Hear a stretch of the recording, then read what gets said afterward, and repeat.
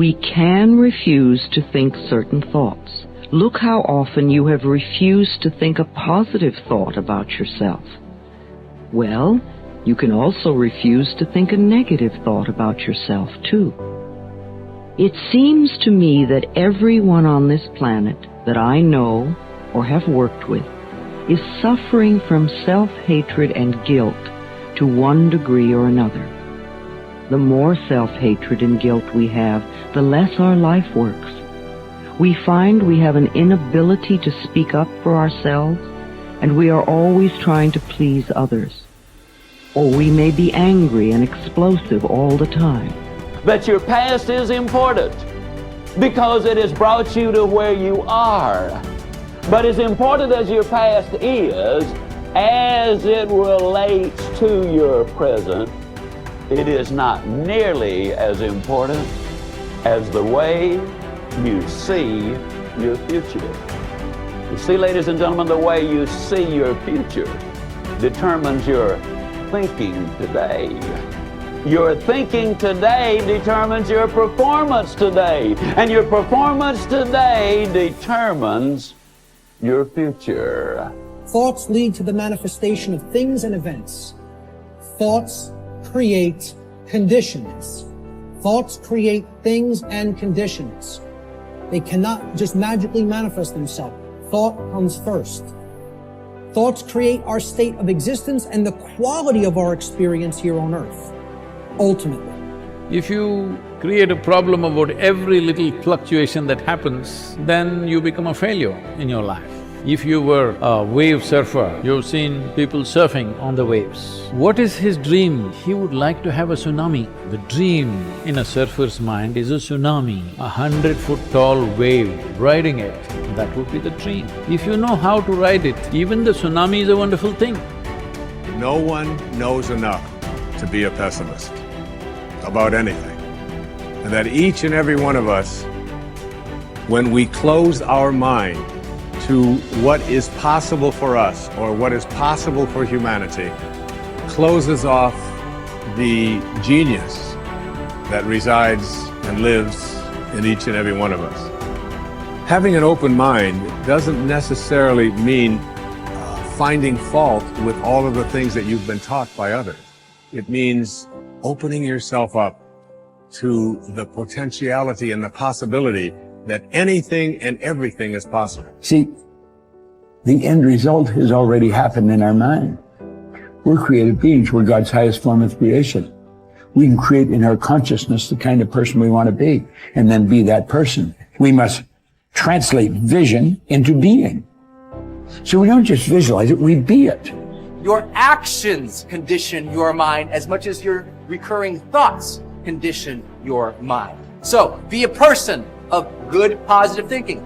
Be a person of good, positive action. And suddenly one day you'll wake up and you're like, I just feel amazing. I feel extraordinary. I feel positive. And that's what it feels like to live the charged life.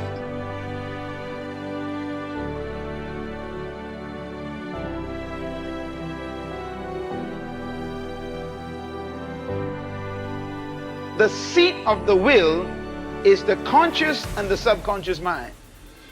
That's where the will lives. It lives in the heart. Your heart is your subconscious mind, and your subconscious mind is the seat of control for your life.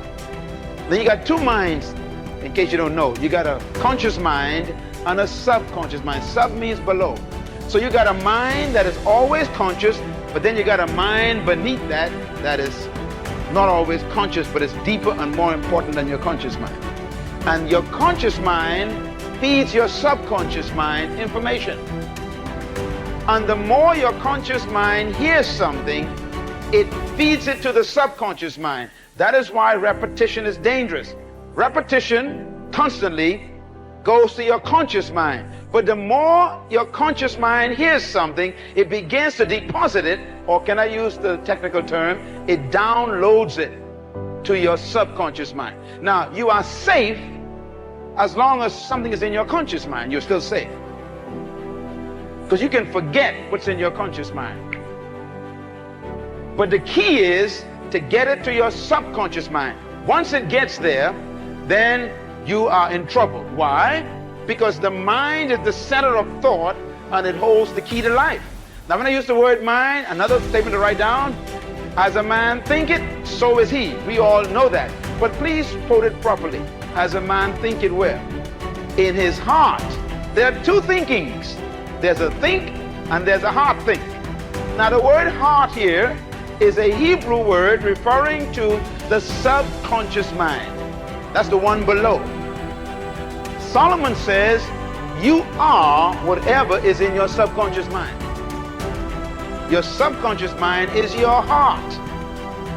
Your subconscious mind is your heart.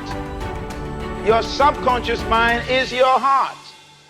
Whoever controls your heart controls your life. Whoever can get enough information into your subconscious mind will control you. Because as a man thinketh in his heart, that's the man. So if you want to control the man, all you've got to do is control his heart. And how do you control his heart? First, you work on the conscious mind first, and you keep repeating until the conscious mind deposits it in the heart. And now you're in trouble. That is why some of you are having problems with battles of things you're trying to change and you can't change them. Old habits that you were keeping for the last 20 years and now you want to change and it's tough to change. Young people, that is why God tells you to stay away from evil things. If you keep watching pornography, you keep reading dirty books, you keep listening to bad stories or dirty jokes, and if you keep listening, now the first time you see it, it doesn't bother you. But if you keep seeing it, it becomes downloaded. Now once something is downloaded on your hard drive, what happens? Even when you are not conscious of it, it is still running. And all you got to do is press the right button and you see all the pictures in color. That's why the Bible says, take heed what you hear. Why? If you don't control what comes into your conscious mind, it'll soon become a part of your subconscious mind and it's in your heart. And the Bible says, out of the heart, what? The mouth really speaks. It's out of the heart comes what? The issues of life. And Jesus said, from whence comes murders and lust and adultery? He says they are coming from the heart. Everybody say the mind. Write this down, please. The mind is defined as the heart. It determines the future and destiny of a man.